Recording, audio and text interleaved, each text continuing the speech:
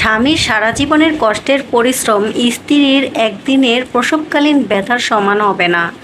স্ত্রীকে দাসী নয়, রানী করে রাখুন।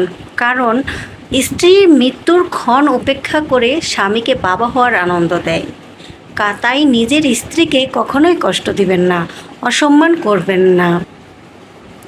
অনেক পুরুষই মনে করে আমার স্ত্রীর যা যা খরচ সবই তো আমি ঠিকঠাকভাবে দিচ্ছি, সে তো অনেক সুখী। কিন্তু অনেক পুরুষই জানে না মেয়েদের আসল সুখ তো স্বামীর যত্নে, স্বামীর ভালোবাসায়, সম্মানে আর স্বামীর সাপোর্ট পেলে।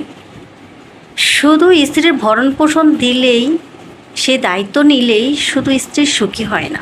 স্ত্রীকে ভালোবাসুন, মর্যাদা দিতে শিখুন। স্বামীদের 5টি ভুলের কারণে স্ত্রীর খারাপ হয়।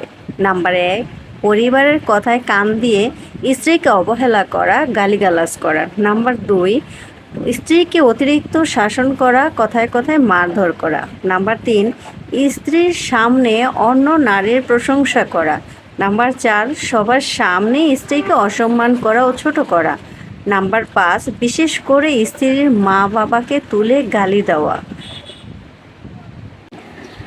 আমি ভালোবেসেছি এমন একজনকে যে কখনোই আমাকে জোর করে বলেনি আমার তোমাকেই লাগবে, যে কখনো জড়িয়ে ধরে বলেনি আমি তোমাকে ছাড়া থাকতে পারবো না, যে কখনো আমাকে আমার মতো করে ভালোবাসেনি। আমি হারিয়ে গিয়েও দেখেছি সে আমাকে হারিয়ে ফেলার ভয়ও পায়নি। অনেকটা অভিমান নিয়ে একলা ছিলাম, কিন্তু কখনো সে অভিমান ভাঙানোর চেষ্টা করেনি। আমি দূরে গিয়েও দেখেছি সে কখনো আমাকে কাছে টানার চেষ্টা করেনি। আমার নিজের জীবন থেকেও বেশি ভালোবেসেছে তাকে, কিন্তু সে কখনোই আমার ভালোবাসা বোঝার চেষ্টা করেনি।